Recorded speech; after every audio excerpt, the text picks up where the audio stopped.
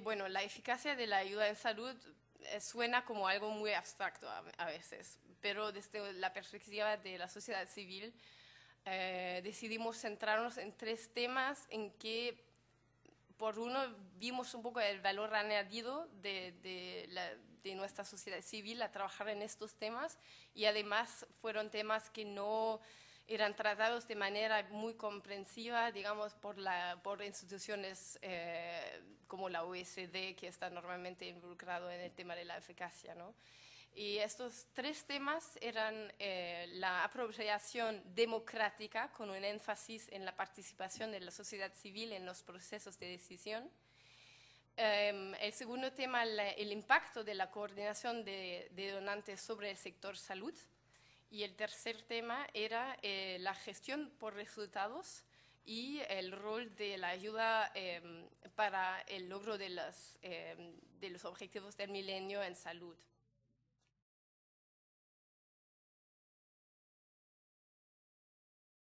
Todavía se necesita apoyo sectorial y de proyectos en salud en países en que los sectores sociales todavía no son prioritarios. Bueno, es muy reduccionista y podemos debatir eso después, pero yo lo dejo así.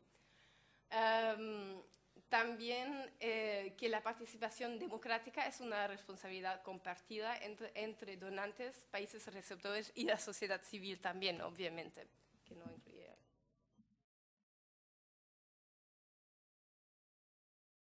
Vimos de las entrevistas que hicimos que el IHP, y necesita ayuda para la traducción al español.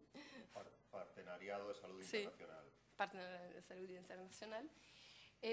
Ofrece algunas lecciones aprendidas y herramientas bien pragmáticas para alinear y coordinar todos los actores y las modalidades de ayuda según tres principios claves: un plan de salud, un presupuesto y un sistema de monitoreo y evaluación.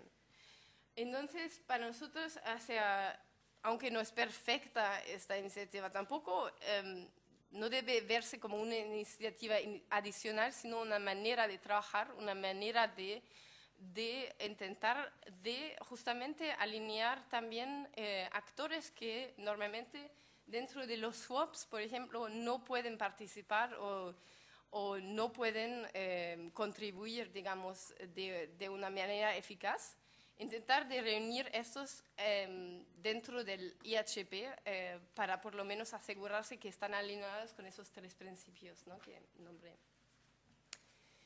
En cuanto a la división de labor, bueno, decimos que deben ser, como las decisiones sobre la división de labor deben ser transparentes y se debe pensar en la delegación de fondos en vez de la reducción de fondos.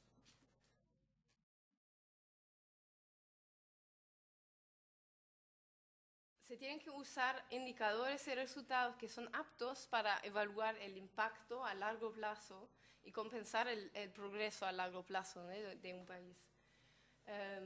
También los indicadores, y eso está relacionado también un poco con el tema de la apropiación democrática,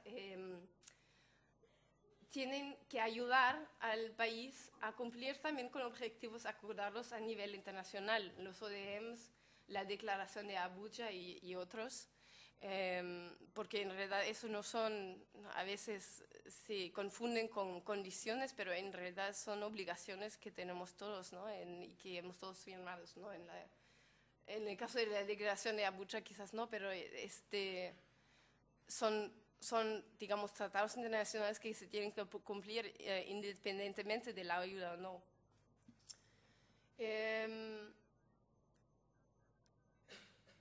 También, claro, los donantes tienen que incrementar un poco el apoyo para iniciativas integradas de salud, entonces incluyendo también otros aspectos que pueden tener un impacto sobre la salud y evitar políticas incoherentes.